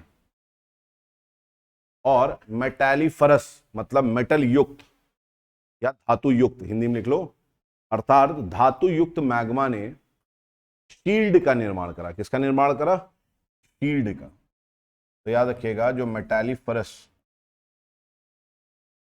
Magma है, ठीक है, उसने किसका निर्माण करा? तो आप बोलेंगे शील्ड का निर्माण। ठीक है, हिंदी में भी इसको आप इस प्रकार से शील्ड लिखिए।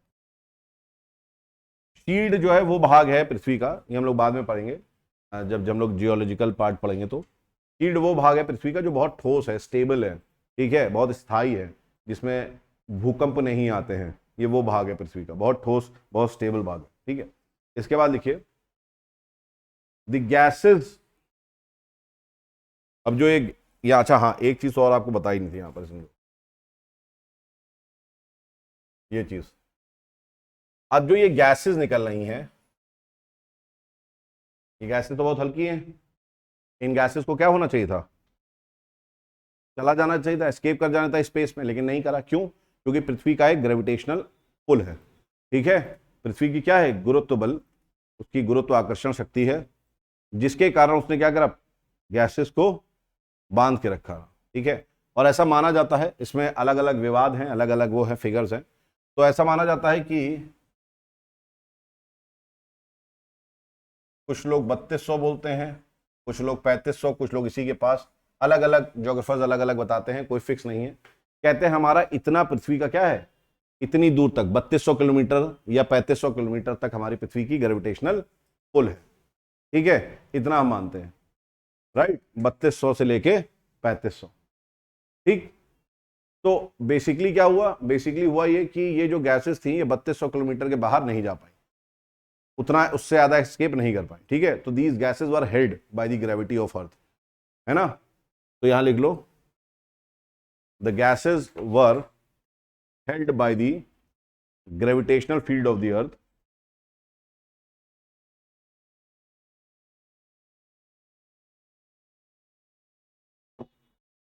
The gases were held by the gravitational field, gravitational field of the earth. ठीक है, और ब्रैकेट में लिख लो 35-20 किलोमीटर, 35-20 किलोमीटर, मतलब 3520 किलोमीटर्स। अभी अलग अलग है, कुछ 3200 मानते हैं, कुछ 3500। मैंने आपको जिस ज्योग्राफर को मैं मानता हूं उस हिसाब से मैंने आपको 3520 किलोमीटर लिखवा दिया। ठीक है, तो यहां पर आप लिख सकते हैं हिंदी में कि यह गैसें यह गैसें पृथ्वी के गुरुत्वाकर्षण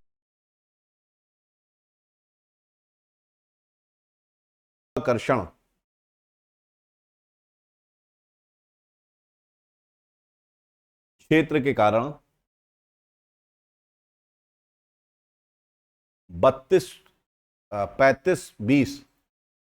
3520 किलोमीटर के ऊपर नहीं जा पाई। इसका मतलब हमारी हाइट कितनी हो गई इफेक्टिव? 35-20 किलोमीटर। अब आप अगर पढ़ेंगे सविंद्र सिंह विंग तो उसमें लिखा हुआ है 16,000 से 29,000 किलोमीटर। ठीक है, तो ये थोड़ा सा इम्प्रैक्टिकल है, क्योंकि इफेक्टिव हाइट जो होती है हमारे एटमॉस्फेयर पे वो 1000 किलोमीटर ज़्यादा नहीं होती है। ठीक है, तब भी हम लोग 3,520 किलोमीटर ले रहे हैं। ठीक, अब लिखिए इसी के आगे, hence the gases could not escape beyond 3,520 kilometers. Hence the gases could not escape beyond 3,520 kilometers.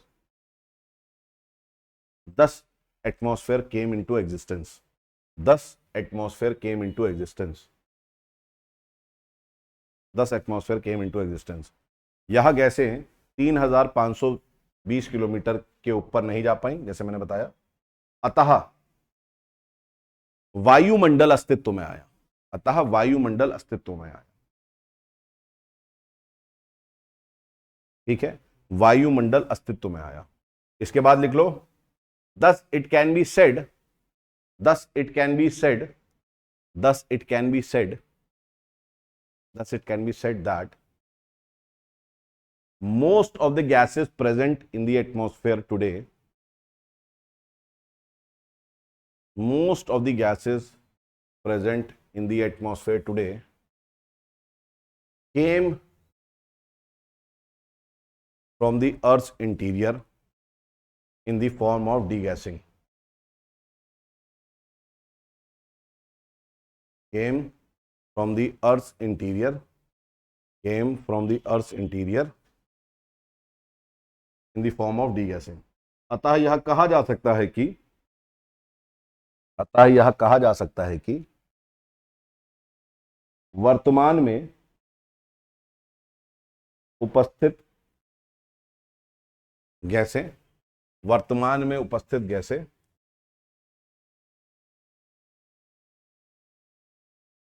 जैसे लोग वर्तमान में उपस्थित लगभग सभी गैसें, लगभग सभी गैसें पृथ्वी के भीतर से आई हैं या पृथ्वी के आंतरिक भाग से आई हैं। तो हमारा क्या हो गया, एटमॉस्फेयर बन गया। ठीक है, एक चीज समझना कि ग्रेविटी बहुत बड़ा रोल प्ले करती है हमारे एटमॉस्फेयर पे। अगर ग्रेविटी ना होती तो एटमॉस्फेयर नहीं होता, है ना। एक चीज लिख लो, note, note,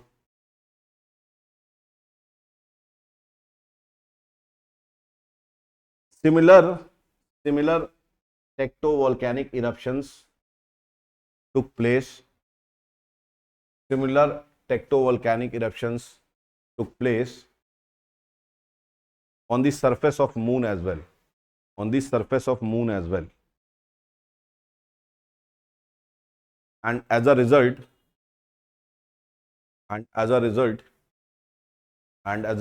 even the gases would have erupted, and as a result even the gases would have erupted, and as a result even the gases would have erupted. इसी प्रकार टेक्टोवोल्केनिक प्रक्रिया, इसी प्रकार टेक्टोवोल्केनिक प्रक्रिया चंद्रमा की सतह पर भी घटित हुई होगी, चंद्रमा की सतह पर भी घटित हुई होगी, और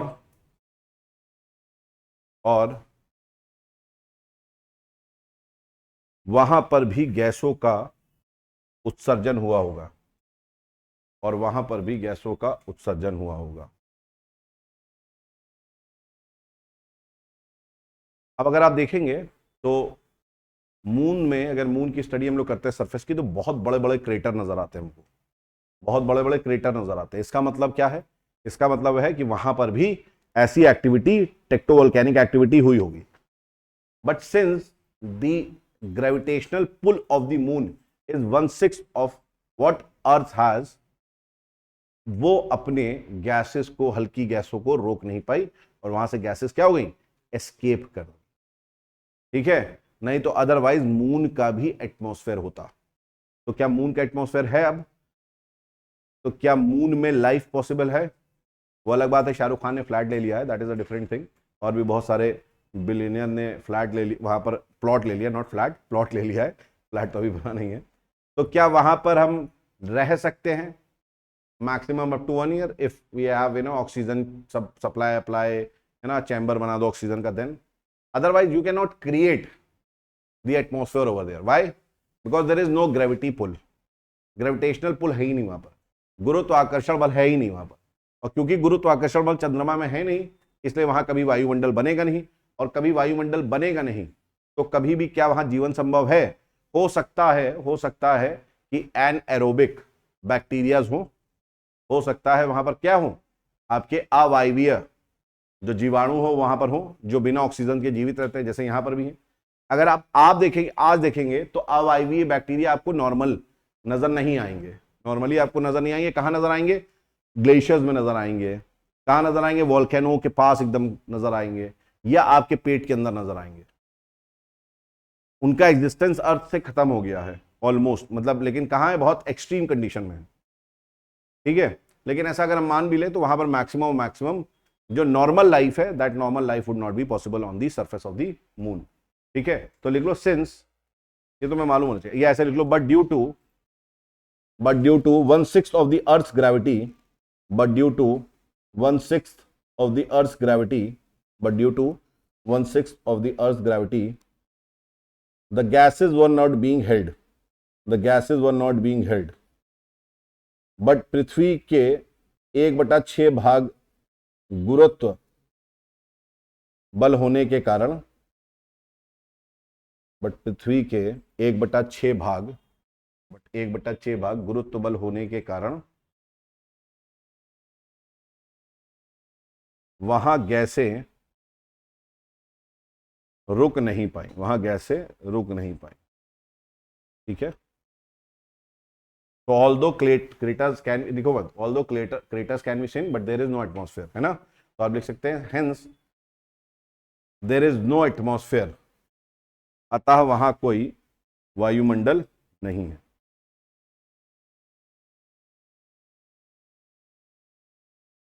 ठीक है। अब लिखिए फर्स्ट एटमॉस्फेयर, फर्स्ट एटमॉस्फेयर, और फर्स्ट एटमॉस्फेयर में लिखो, डेट लिख लो, फर्स्ट एटमॉस्फेयर के आगे 3.5 बिलियन से 3.1 बिलियन ईयर्स अगो, ठीक है। ऑनलाइन वाले भी 3.5 बिलियन से लेके 3.1 बिलियन ईयर्स अगो। जो ऑनलाइन में कमेंट तो नहीं आ रहा है?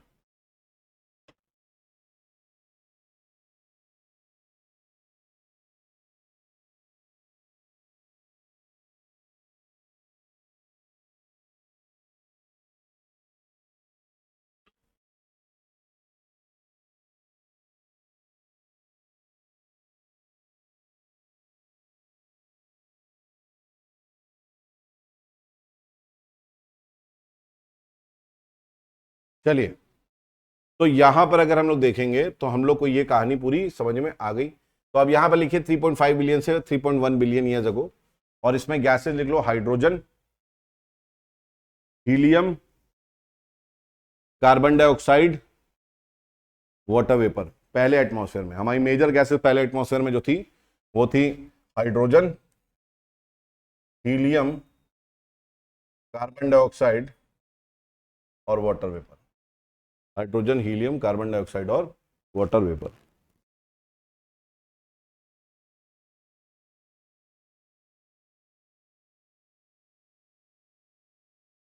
ठीक है। फिर सेकंड लिखिए, सेकंड एटमॉस्फेयर, इसकी एज जो थी, इसका जो ईयर था 3.1 बिलियन ईयर्स अगो से लेके 2.8 बिलियन ईयर्स अगो,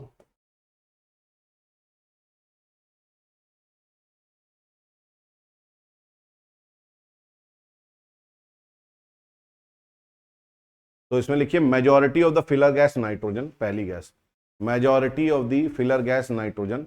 सबसे पहले यहां पर जो गैस इस समय थी वो क्या थी? Majority of the filler gas nitrogen, then hydrogen, then hydrogen, फिर carbon dioxide, then hydrogen and then carbon dioxide. लिख लो यहां भराव गैस नाइट्रोजन, उसके बाद हाइड्रोजन और फिर उसके बाद कार्बन डाइऑक्साइड। एक चीज लिख लो नोट करके, इसी में नोट करके, still still carbon dioxide, still carbon, sorry still oxygen, I am really sorry, still the molecular form of oxygen, still the molecular form of oxygen was absent from the atmosphere, was absent from the atmosphere।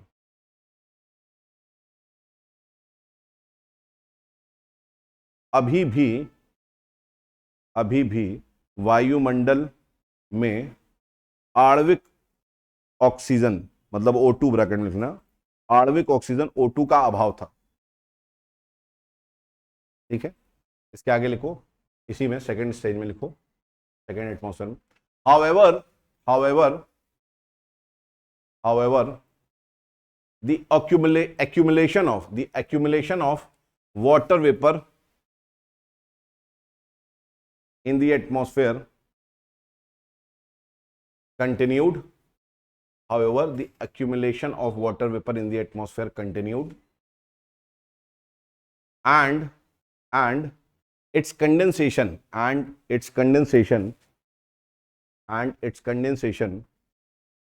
formed clouds, and its condensation formed clouds, हालांकि जल वाष्प वायुमंडल में एकत्रित होते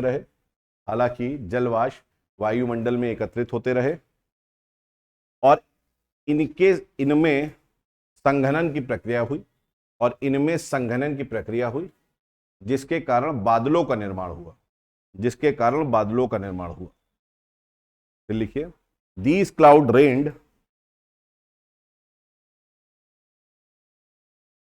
cloud rained for millions of years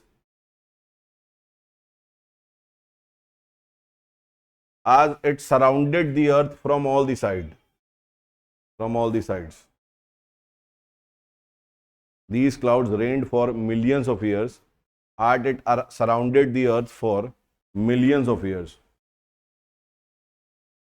From all the sides, हर तरफ से, from all the sides. And the entire land of the earth was submerged.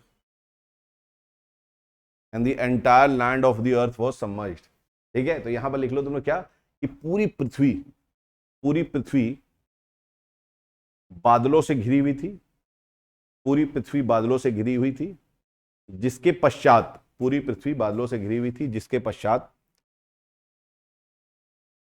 लाखों वर्षों तक वर्षा हुई,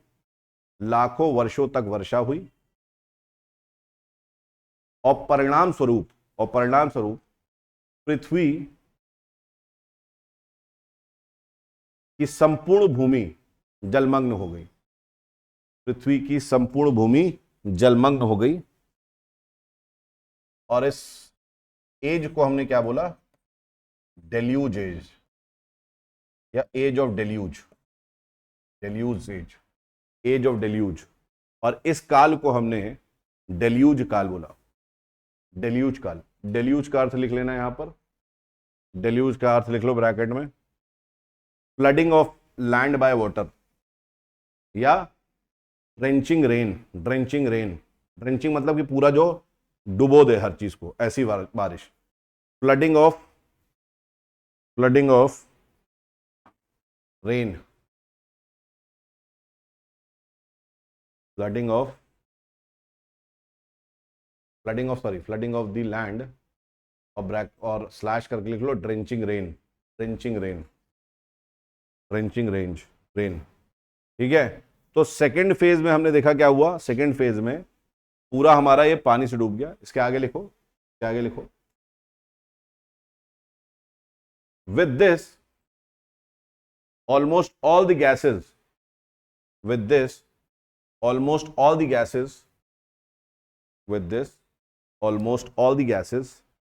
came down along with the rain, and only nitrogen came down along with the rain, and only nitrogen remained in the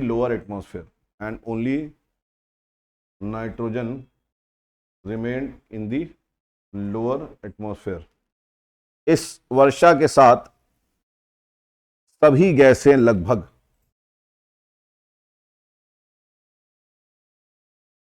नीचे आ गई, और निचले वायुमंडल में केवल नाइट्रोजन रह गई,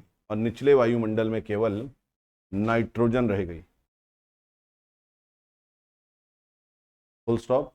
hydrogen being the lightest got uplifted due to the buoyancy, got uplifted due to the buoyancy and reached the top layer of the atmosphere. However, hydrogen being the lightest got uplifted due to buoyancy and reached the top layer of the atmosphere. Hydrogen सबसे हल्की होने के कारण ऊपर उठ गई,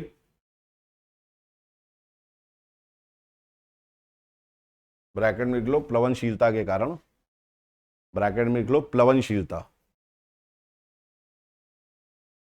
प्लवनशीलता जानते होगे, जैसे पानी में होती है, कोई चीज डूबती नहीं है, ऊपर तैरती रहती है, तो हम क्या बोलते हैं, बॉयंसी बोलते हैं। तो हाइड्रोजन हल्की होने के कारण क्या हुई, ऊपर की तरफ धक्का पड़ा उसको, और ऊपर की तरफ क्या हो गई, निकल ली। एक बार उसको धक्का पड़ा, टूट कर गई, ठीक है। और कहां पहुंच गई टॉप लेयर पे हाइड्रोजन, ठीक है। और यह वायुमंडल के ऊपरी परत पर पहुंच गई, और यह वायुमंडल के ऊपरी परत पर पहुंच गई। इसमें लिख लो note, still O2 was not present, still O2 was not present, however still O2 was not present, however study of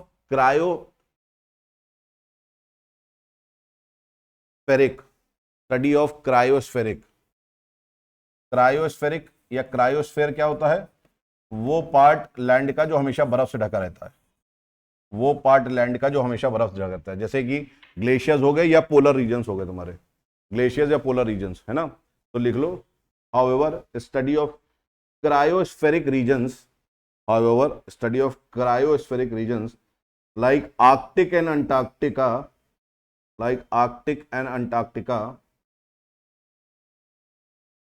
reveals that very minuscule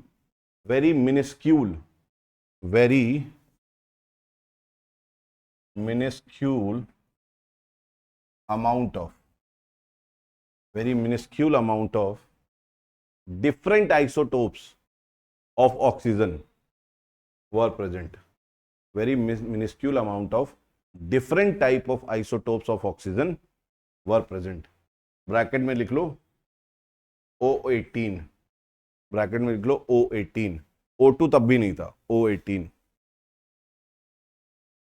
बहुत, वहां पर O2 तब भी नहीं था, ऑक्सीजन था लेकिन आइसोटोप थे ऑक्सीजन के डिफरेंट, ठीक है। तो लिख लीजिएगा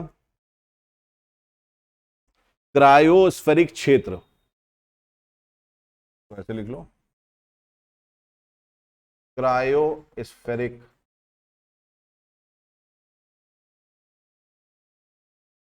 क्षेत्र के अध्ययन से, क्रायोस्फेरिक क्षेत्र के अध्ययन से यह पता चलता है, क्रायोस्फेरिक क्षेत्र ब्रैकेट में लिख लो आर्कटिक और अंटार्कटिक क्षेत्र, ब्रैकेट में लिखो आर्कटिक और अंटार्कटिक क्षेत्र के अध्ययन से पता चलता है कि बहुत छोटी मात्रा या अल्प मात्रा में ऑक्सीजन के विभिन्न आइसोटोप उपस्थित थे, आइसोटोप उपस्थित थे, जैसे कि O18, ठीक है। अब आइए लिखिए थर्ड एटमॉस्फेयर,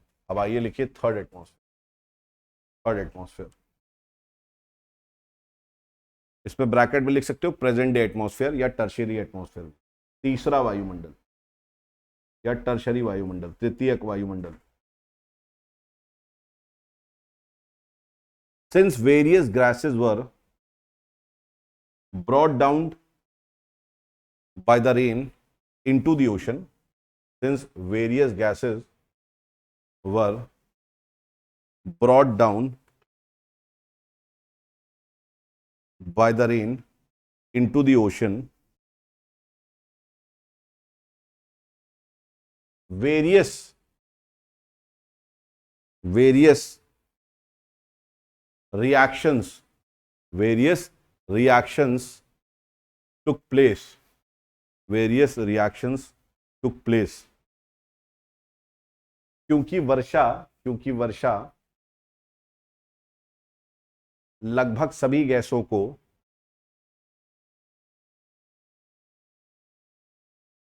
नीचे समुद्र में ले आई थी, जिसके कारण विभिन्न प्रक्रियाओं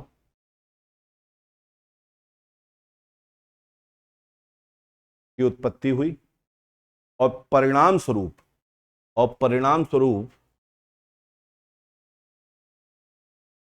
साइनोबैक्टीरिया नामक अवायवीय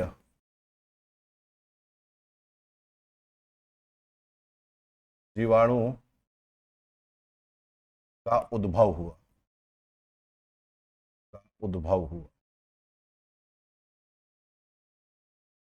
and as a result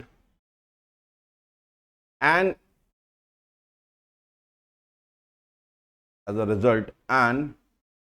anaerobic bacteria that is cyanobacteria came into being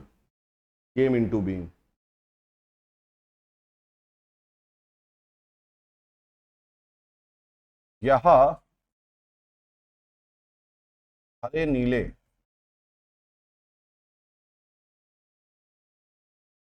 शैवाल की तरह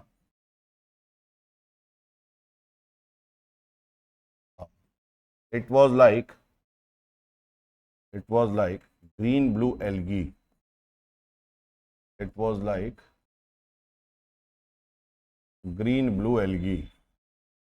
या हरे नीले शैवाल की तरह था. It was like green blue algae. ठीक है. This bacteria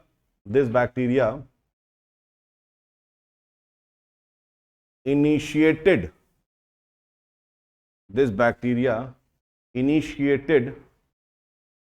the process of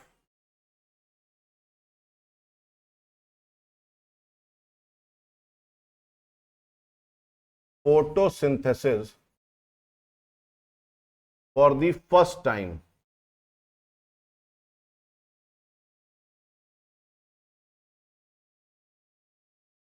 on earth, because of which O2 was released as a product into the atmosphere.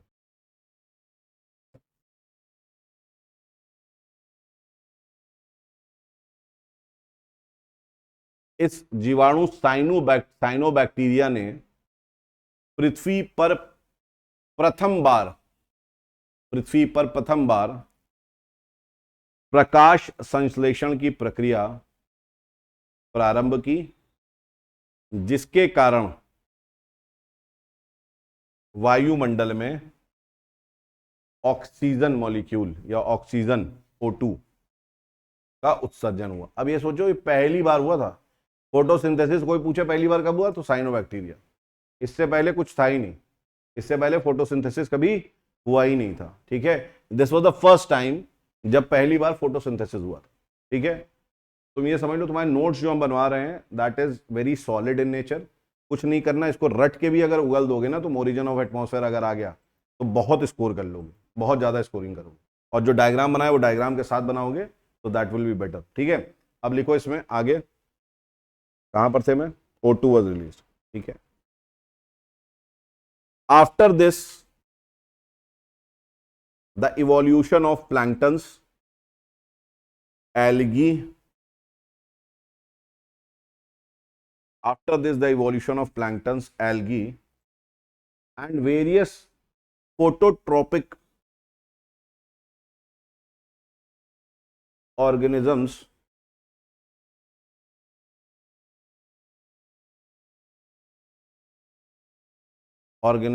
made ocean a big carbon sink, releasing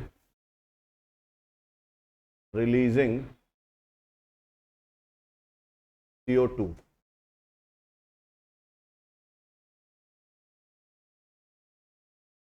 इसके पश्चात पादप प्लवक,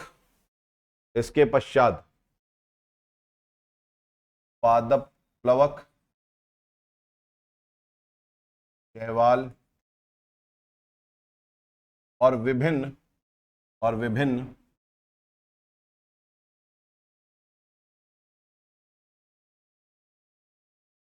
प्रकाश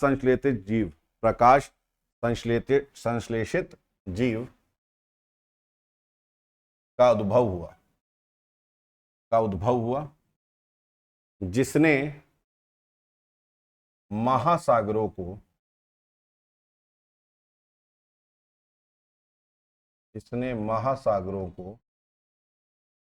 एक वृहद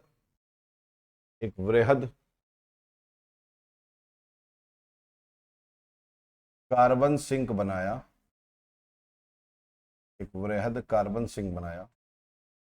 जिससे oxygen का उत्सर्जन होता है। सिंपल सी बात है। कार्बन सिंक क्या है? कार्बन सिंक कुछ नहीं है, जो ये आप देख रहे हैं, जो ये जीव हैं, ठीक है, पानी में, जल में जो ये जीव हैं, फाइटोप्लैंक्टन्स, शैवाल, एल्गी, ये सब जो जीव हैं आपके, ठीक है, ये जीव बेसिकली क्या कर रहे हैं? फोटोसिंथेसिस। ये क्या कर रहे हैं? फोटोसिंथेसिस। और फोटोसिंथेसिस में हो क्या रहा है कि जो एटमॉस्फेयर में कार्बन डाइऑक्साइड है, ठीक है, जो एटमॉस्फेयर में कार्बन डाइऑक्साइड है, उसके साथ ये लोग जल के साथ रिएक्शन कर रहे हैं और इस कार्बन डाइऑक्साइड को अपने भोजन के रूप में क्या कर रहे हैं? ये ग्रहण कर रहे हैं, राइट, और ऑक्सीजन रिलीज कर रहे हैं। अब ये जो कार्बन डाइऑक्साइड है, ये कहां आ गया? कार्बन के रूप में इधर नीचे आ गया एटमॉस्फेयर से। मतलब कि अब जो है जो कार्बन एटमॉस्फेयर का था, कार्बन डाइऑक्साइड, वो कहां आ गया है?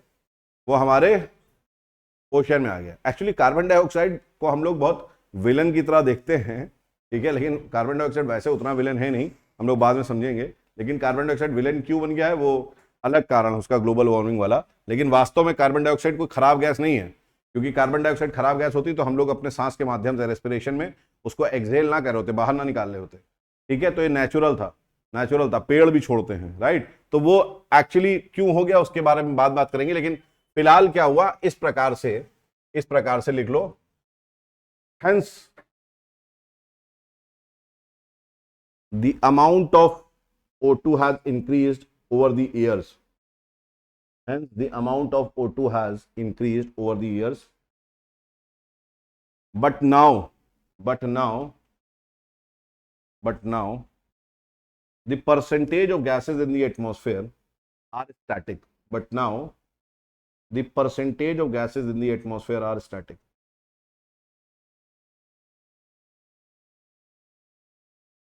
समय के साथ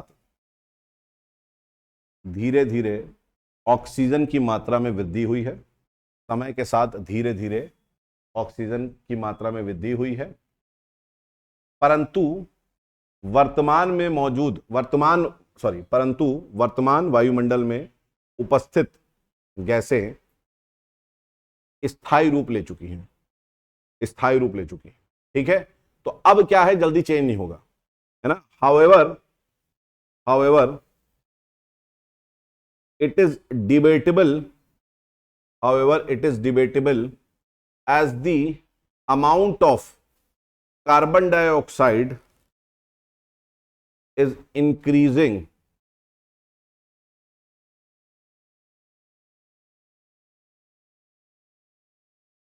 However, it is debatable as the amount of carbon dioxide is increasing.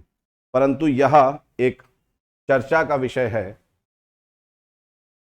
या बहस का मुद्दा है, क्योंकि वर्तमान में कार्बन डाइऑक्साइड की मात्रा में वृद्धि हो रही है। वर्तमान में कार्बन डाइऑक्साइड की मात्रा में वृद्धि हो रही है। ठीक है, अब लिख लिए थर्ड एटमॉस्फेयर में आप, तो हेंस थर्ड एटमॉस्फेयर में N2O2 CO2 plus inert gases. तो आपके थर्ड एटमॉस्फेयर में आपके क्या आ जाएंगे, तो N2O2 CO2 plus inert gases, ठीक है। तो आपके यहां पर इनर्ट गैसेस आ गई। तो आपकी जो क्लासेस है वो इसी तरीके से चलेंगी, मैं डिक्टेट करता रहूंगा, ठीक है, और समझाता रहूंगा आपको। क्लासेस इसी तरीके चलेंगी आपकी। ये हमारे थर्ड एटमॉस्फेयर में है। ठीक है, अब सविंद्र सिंह आप अगर पढ़ेंगे क्लाइमेटोलॉजी की, अगर आप पढ़ रहे हैं तो उसमें लिखा है कि एक और तरीका बताया है कि हमारे वायुमंडल में किस प्रकार से ऑक्सीजन आया होगा। ठीक है, एक और बताया है, तो उसके बारे में भी लिख लो। फोटोकेमिकल डिसएसोसिएशन, इसको समझ लो। हालांकि ये बहुत इंपॉर्टेंट नहीं है, लेकिन क्योंकि ये मान्य नहीं है अब, लेकिन समझ लो कि क्या बोला था लोगों ने।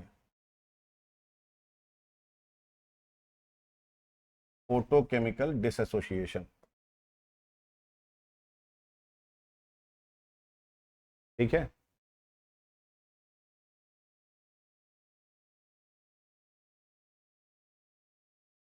ऐसा बोला गया कि अपर एटमॉस्फेयर में, हमारे अपर एटमॉस्फेयर में जो सोलर रेडिएशन आती है, ठीक है, सोलर रेडिएशन, उसकी वजह से हम यहाँ फोटोकेमिकल लिख रहे हैं। फोटोकेमिकल मतलब कि सोलर रेडिएशन। फोटोकेमिकल जब भी पढ़ो तो उसका मतलब क्या है, सोलर रेडिएशन का काम, sunlight, presence of sunlight. Photochemical का मतलब क्या होता है, प्रेजेंस ऑफ सनलाइट। ठीक है, मतलब कि सूर्य के प्रकाश में जो घटित चीजें हो, तो सूर्य के प्रकाश में क्या हो रहा है, विघटन हो रहा है, डिसएसोसिएशन हो रहा है। ठीक है, तो किसका डिसएसोसिएशन हो रहा है, कि सूर्य का प्रकाश जो आ रहा है, जिसको आप बोल सकते हैं सोलर रेडिएशन। ठीक है, या आप हिंदी में कह सकते हैं क्या, सौरिक विकिरण। क्या बोल सकते हैं बेटा, सौरिक विकिरण। ठीक है, जब ये उनके हिसाब से जब इस प्रकार से सौरिक विकिरण पड़ा, तो वो कहते हैं कि जो हमारा H2O है वो क्या हुआ, टूट गया। वाटर वेपर जो है हमारा क्या हुआ, टूट गया। टूट किस में गया, तो उन्होंने कहा टूट गया हाइड्रोजन में, और टूट गया किसमें, ऑक्सीजन में। हाइड्रोजन में और ऑक्सीजन में, ठीक है, इसमें टूट गया वो। और इन्होंने बोला क्योंकि क्योंकि हाइड्रोजन बीइंग द लाइटेस्ट, ये क्या हुआ, ये एस्केप कर गया to the top most level, escape to the toppest layer. तो आप आज भी अगर वायुमंडल के सबसे ऊपरी परत में देखेंगे तो आपको क्या मिलेगा, हाइड्रोजन। ठीक है, हाइड्रोजन के नीचे हीलियम, हीलियम उससे भारी होता है, राइट, हाइड्रोजन सबसे हल्का होता है। तो क्या हुआ, हाइड्रोजन जो है वो ऊपर चला गया, और oxygen remained in the atmosphere, remained in the atmosphere. लेकिन लोग मानते हैं कि इस कंट्रीब्यूशन की वजह से बहुत ज्यादा हमारा ऑक्सीजन का कंट्रीब्यूशन नहीं है। ठीक है, लेकिन एक ये भी है जो साइंटिस्ट बताते हैं, फोटोकेमिकल डिसएसोसिएशन। ठीक है, तो इसके बारे में लिख लो, थोड़ा सा इसके बारे में लिख लो। It involves dissociation of water molecules, dissociation of water molecules, it involves dissociation of water molecules into hydrogen and oxygen, by solar ultraviolet radiation,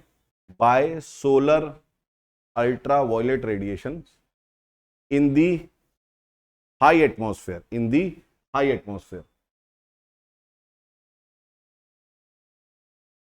यह जल अणुओं को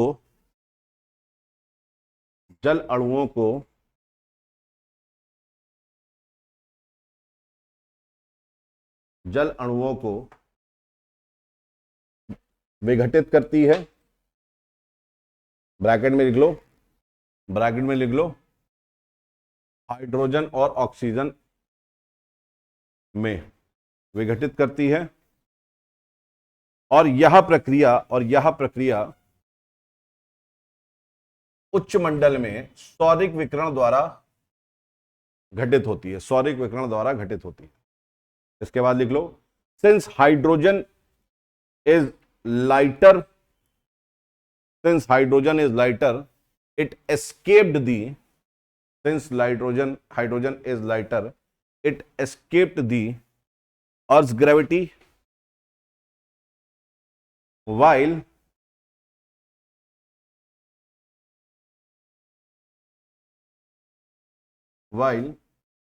oxygen being relatively heavier, while oxygen being relatively heavier,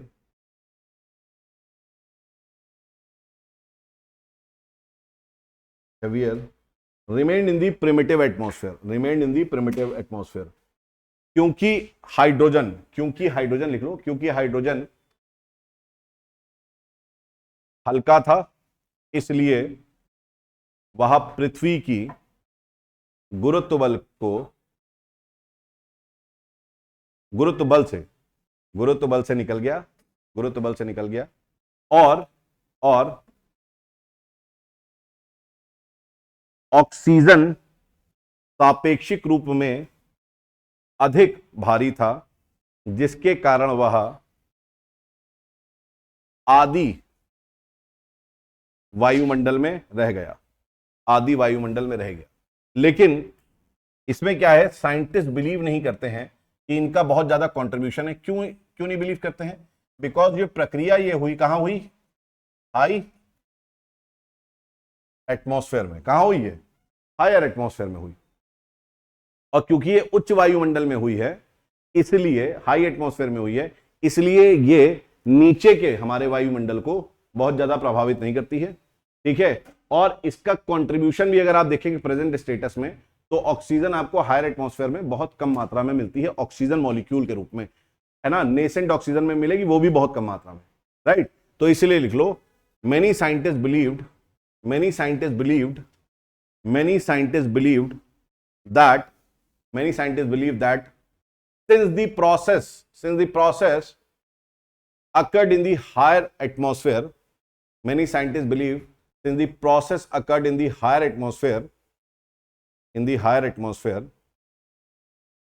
it has less relevance and contribution to the present day atmosphere, ठीक है। तो यहां पर आप लोग हिंदी में लिख सकते हैं कि बहुत से वैज्ञानिक यहां मानते हैं कि इनका योगदान वर्तमान के वायुमंडल में अधिक नहीं है, क्योंकि यह घटना उच्च वायुमंडल में घटित हुई है, ठीक है। Hence, it can be clearly said that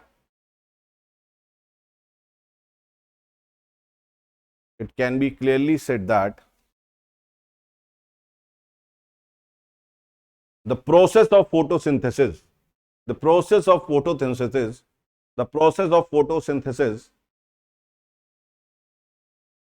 hence it can be clearly said that the process of photosynthesis contributed to the most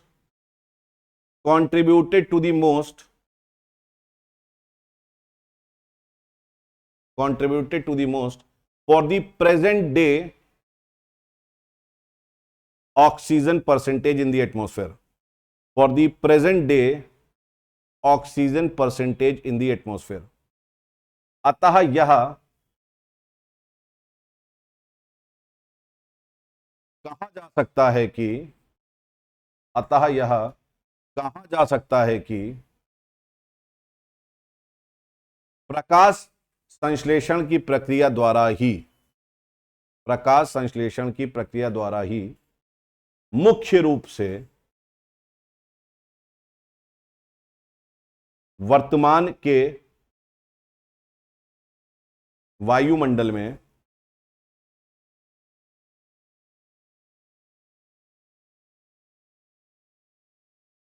मुख्य रूप से कहा जा सकता है कि प्रकाश संश्लेषण की प्रक्रिया ही मुख्य रूप से वर्तमान वायुमंडल के ऑक्सीजन के प्रतिशत के लिए उत्तरदायी है। ठीक है, तो ये हम लोग ने कर लिया क्या, ये हम लोग ने कर लिया हमारा टॉपिक, ये हम लोग ने टॉपिक अपना कर लिया।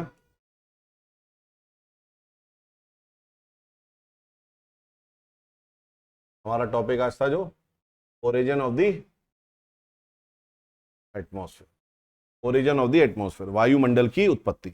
ठीक है, ये हम लोग ने अच्छी तरीके से कर लिया।